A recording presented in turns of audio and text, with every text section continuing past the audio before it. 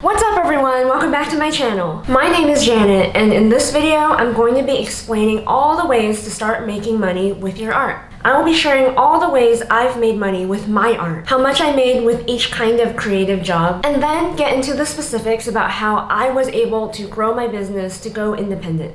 Let's get started. First, let me list out all the options you have before you. You can 1. Be a full-time employee at a corporate company. 2. You can freelance for corporations or companies. And 3. Start a business. I've done all of the above, and I recommend everyone try it for themselves and see which one fits them the best. Let's try the full-time employee, since it needs the least amount of explaining. I did this for 4 years working in corporate animation. For someone with a more independent personality type like mine, it was soul crushing. For the people pleaser, this work could be perfect for you. In this type of work, you are trading time for money. This means there's a ceiling to how much money you can earn because there's only so many hours in a week. But unlike a sales business, you have the comfort of knowing that you will be paid the same amount at the end of every week. For me, I was a story revisionist at DreamWorks and Disney. At DreamWorks, I was being paid $1,500 a week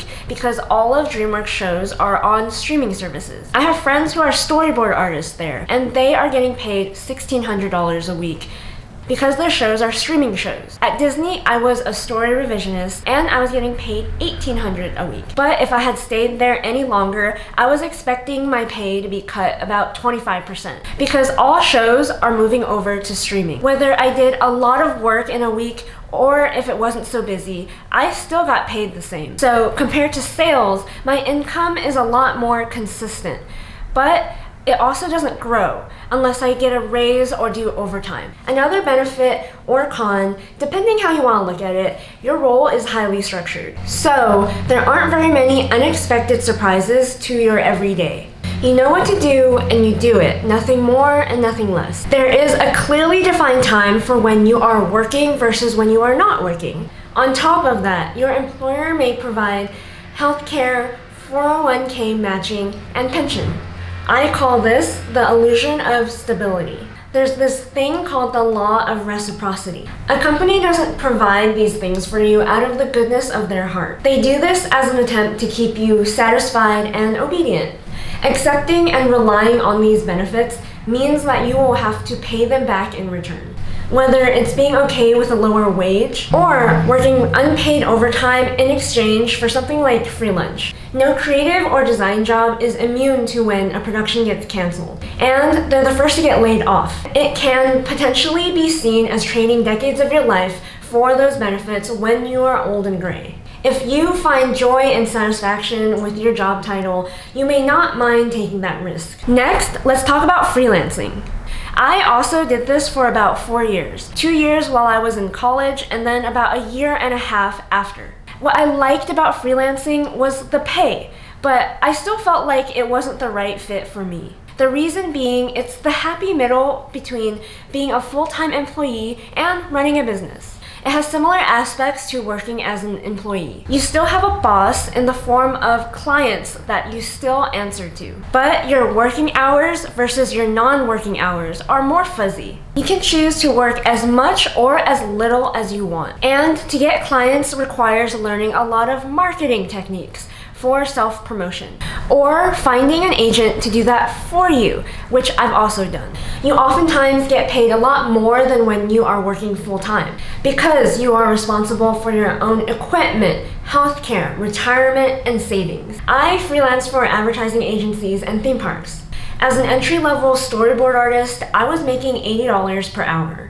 More experienced storyboard artists were making anywhere between $100 to $200 an hour depending. Theme parks lowballed me the most, paying me as little as $25 an hour. So I quickly dropped all my theme park clients. In animation, I've noticed that freelance is only 10% more than full-time pay, which to me is also a lowball offer. The reason being, when you are a freelancer, you have to be paid more. Because again, you are responsible for your own equipment, savings, healthcare, taxes, and more. Freelancing is perfect for the person who needs more freedom and responsibility compared to the full-time employee, but don't want to take on the risk of starting a business. Before I move on to the next topic that I am most passionate about, give this video a like. It really does help the algorithm. Finally, there's running a business, which is what I currently do now. For the past 6 years, I've been running Honey and Absinthe, and I've been making an average profit every year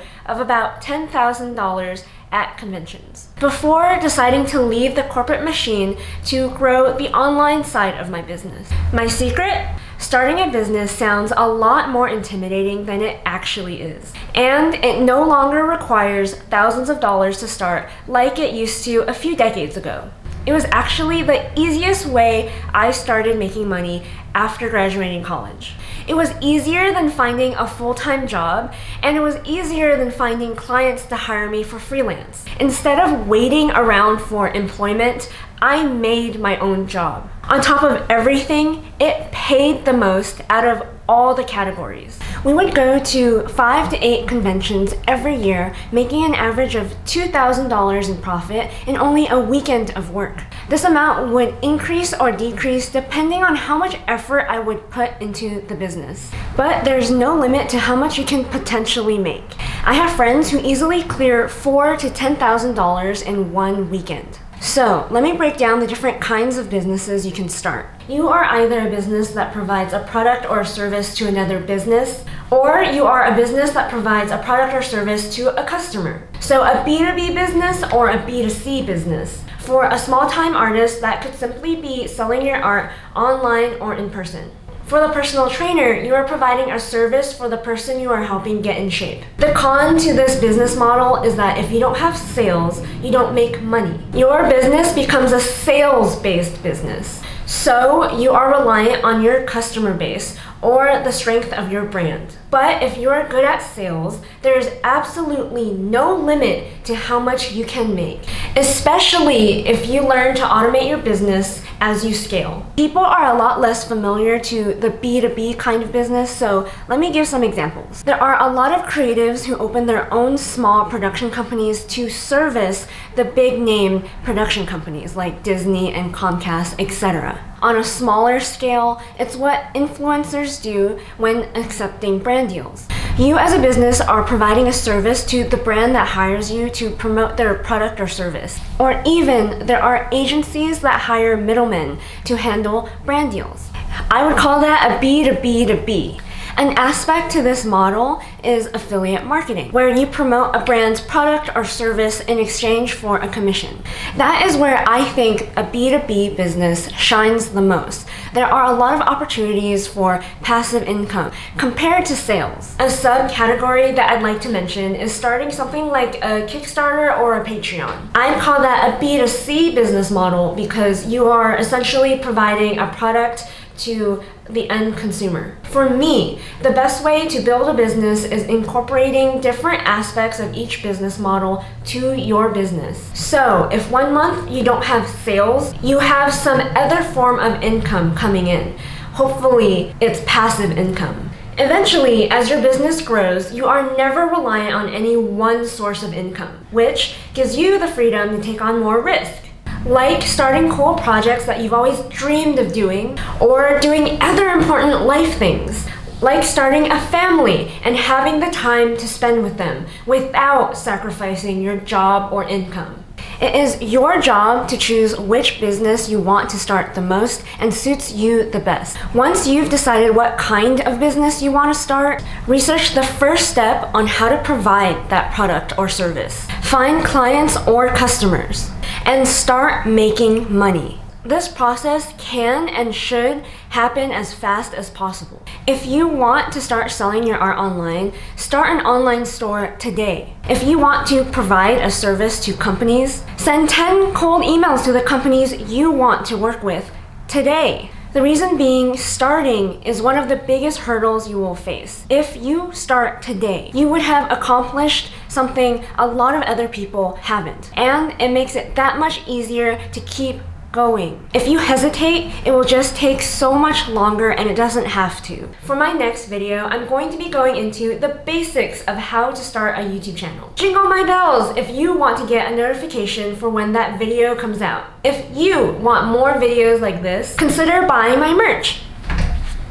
If you like the video, and don't forget to dare to dream.